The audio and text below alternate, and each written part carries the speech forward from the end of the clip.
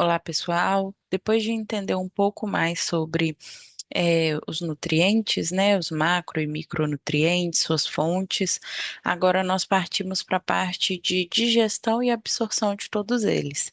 Então, nós vamos entender como isso acontece no nosso corpo. Primeiramente, o que que acontece com os alimentos depois que nós comemos, né? Como o corpo vai transformar esses alimentos em energia, como que vai absorver as vitaminas e os minerais e como que ele utiliza os nutrientes de forma geral. Bom, primeiramente, o que é digestão? Então, nós vamos entender primeiro o que é digestão e o que é absorção, para depois ir entendendo um pouco mais a fundo, né? Então, digestão é o processo que ocorre a quebra dos alimentos em partículas menores para que possam posteriormente ser absorvidos pelo organismo. Mas qual que é o objetivo da digestão, né? Primeiro é transformar os alimentos em nutrientes mais absorvíveis e segundo, permitir que o corpo utilize as substâncias dos alimentos para a sua manutenção. Vocês vão ver aqui que nós temos a digestão mecânica e a digestão química. Então, todo esse processo é feito para que ocorram esses dois fatos: transformar os alimentos em nutrientes absorvíveis e permitir que o corpo utilize essas substâncias para sua manutenção. O que é absorção? A absorção é o processo em que os nutrientes digeridos passam do sistema digestório para o sangue ou linfa. Então, primeiramente, nós temos a digestão e posteriormente nós temos a absorção.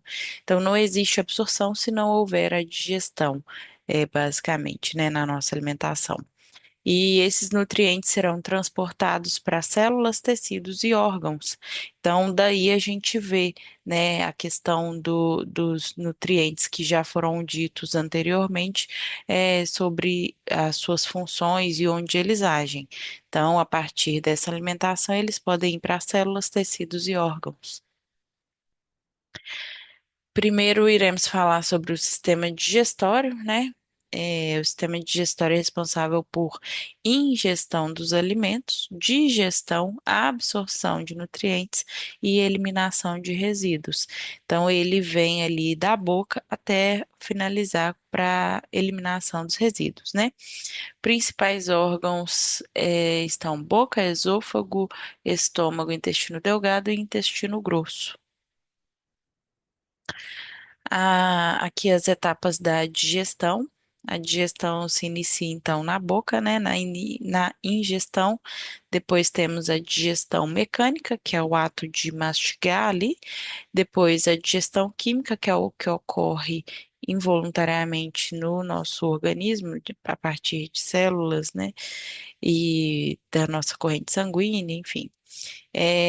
Em quarto, a absorção e cinco, a excreção. Digestão mecânica, como eu falei, é a quebra física do alimento. Então, nós temos a mastigação, movimentos do estômago e movimentos intestinais. A mastigação é o que a gente já faz voluntariamente, né? E os movimentos do estômago e intestinais são movimentos peristálticos que nós temos ali nesses órgãos para que todo o alimento seja digerido de forma correta. Então, nem tudo que a gente mastiga, a gente consegue fazer, não é tudo, né, que a gente mastiga que a gente consegue fazer toda aquela digestão. Essa digestão vem também a partir das paredes dos nossos órgãos. E qual que é a função? É facilitar a ação das enzimas digestivas. A digestão química ocorre através da ação de enzimas digestivas. As enzimas quebram carboidratos, proteínas e lipídios, transformando-os em moléculas menores. Então, os nossos macronutrientes se tornam menores ali, né? São tornados em moléculas menores para que essa digestão seja bem feita e a partir daí a gente comece a fazer a absorção. A digestão na boca ocorre a mastigação e mistura com a saliva.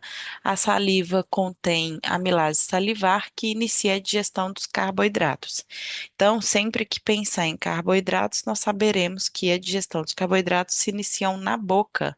Nem todos os macronutrientes, os nutrientes de forma geral, iniciarão a digestão na boca. O carboidrato, sim, por conta dessa amilase salivar que atua ali nessa mistura, né, com o nosso macronutriente carboidrato. A função da mastigação, além de reduzir o tamanho dos alimentos, é facilitar a digestão e aumentar a nossa superfície de contato com as enzimas para que essa digestão ocorra de forma eficaz. A digestão no estômago, no esôfago, é, conduz o alimento da boca até o estômago, né? Então, o esôfago é uma transferência ali, né, do alimento da boca até o estômago, e esse processo ocorre por movimentos chamados de movimentos peristálticos, que é o que a nossa parede do nosso esôfago faz até que o alimento chegue no estômago. E a digestão no estômago. No estômago ocorre uma mistura intensa do alimento, é, ocorre a formação do quimo, que é o resultado da mistura do alimento com o suco gástrico. Então, assim como na boca nós temos a amilase salivar, no estômago nós temos o suco gástrico. E aí nós temos a ação do suco gástrico, que é o início da digestão de proteínas. Então, carboidratos, digestão se inicia na boca, a proteína de digestão se inicia no estômago. E quais são os principais componentes? O ácido clorídrico, que reduz o pH e elimina os micro-organismos daquele alimento, e enzimas digestivas que quebram principalmente as proteínas. Então, sempre que pensar em proteínas, digestão no estômago. A digestão no intestino delgado. O intestino delgado é o principal local de digestão e absorção de nutrientes. Ele recebe secreções de pâncreas, fígado, né, a bile e o do intestino. Então, o principal local, por mais que a gente tenha, né, o local de início do carboidrato, local de início de digestão é na boca e da proteína no estômago, nós temos aí que o principal órgão para a digestão é o intestino delgado. Aqui vamos falar um pouco sobre o suco pancreático e a bile. O pâncreas produz enzimas que digerem carboidratos, proteínas e lipídios, e essas enzimas atuam no intestino delgado. E aqui a bile, que é produzida no fígado e é armazenado na vesícula biliar. Qual que é a função? Emulsificar gorduras e facilitar a digestão dos lipídios. Então, a função da bile é emulsificar gorduras e facilitar a digestão de lipídios. Por isso que quando nós temos aí pacientes que retiram a vesícula biliar, esses pacientes têm um grande impacto ali, né? Na questão da digestão, alguns sentem desconforto, né? Por quê?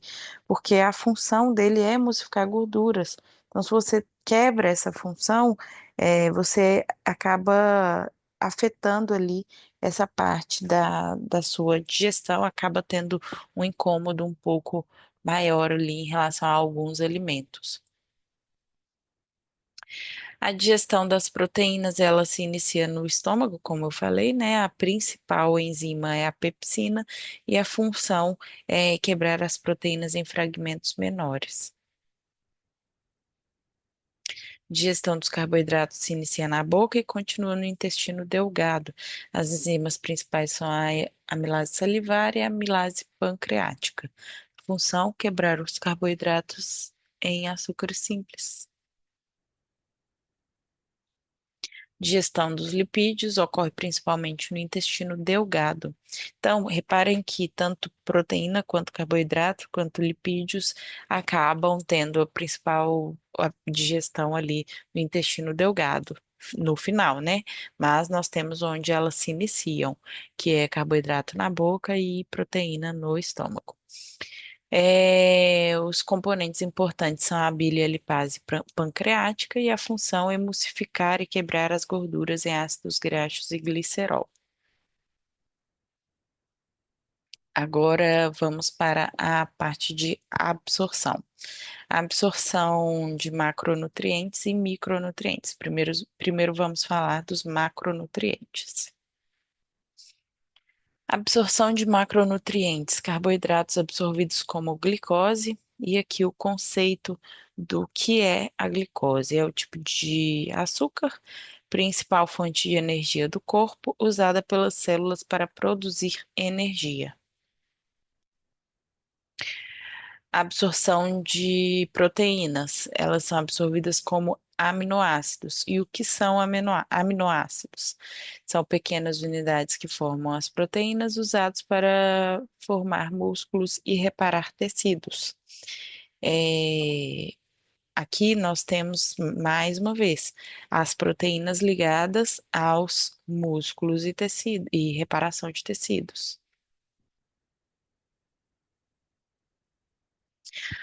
Aqui a absorção de lipídios, que são absorvidos como ácidos graxos e glicerol. O que são os ácidos graxos?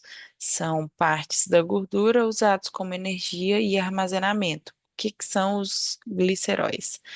São outra parte da gordura e ajuda na formação de novas moléculas de gordura. Lembrando aqui, pessoal, que os lipídios são a nossa principal fonte de energia, principal reserva energética, né? Nós temos então os carboidratos, que são a nossa principal fonte de energia, e temos os lipídios, que são a nossa principal reserva energética. Por isso, nós temos aqui, então, energia e armazenamento de energia, tá? Agora, um pouco sobre os nossos micronutrientes. Absorção de vitaminas, nós temos então dois tipos, vitaminas hidrossolúveis e as lipossolúveis. As hidrossolúveis se dissolvem em água e as lipossolúveis precisam de gordura para serem absorvidas. As hidrossolúveis são absorvidas diretamente no sangue e não armazenadas em grande quantidade. Já as lipossolúveis são absorvidas junto com os lipídios e podem ser armazenadas em maior quantidade no corpo. E aqui hidrossolúveis, juntando todas aquelas que a gente já viu, né? As principais, hidrossolúveis B e C, lipossolúveis A, D, E e K. Absorção de minerais, como eles são absorvidos e os exemplos. Eles são absorvidos no intestino delgado, mais uma vez aqui o intestino delgado aparecendo, né? Como eu falei, ele é o principal ali no processo de digestão e absorção de todos os nossos nutrientes, e cada mineral tem um mecanismo específico. Então, aqui temos alguns exemplos, né, da absorção dos minerais. O ferro precisa de vitamina C para melhorar a absorção. Não que ele não seja absorvido sem a vitamina C, mas aumenta a absorção com a vitamina C. O cálcio depende diretamente da vitamina D também para ocorrer uma absorção melhor. E o sódio e o potássio não precisam de vitaminas para absorção, eles vão de forma direta. E alguns fatores que afetam a absorção. Temos a saúde do sistema digestório, então pacientes com comprometimento de algum órgão, né, que faça parte desse sistema digestório, já pode ter ali um- uma absorção afetada. A qualidade da alimentação, óbvio, que entra também como fatores que afetam a absorção, porque depende muito do que estamos ingerindo, né, da carga nutricional que cada alimento desse ele carrega para a gente ter uma absorção melhor visto que quanto melhor a nossa alimentação, maior vai ser a, a, a parte de nutrientes ali que ele vai te entregar.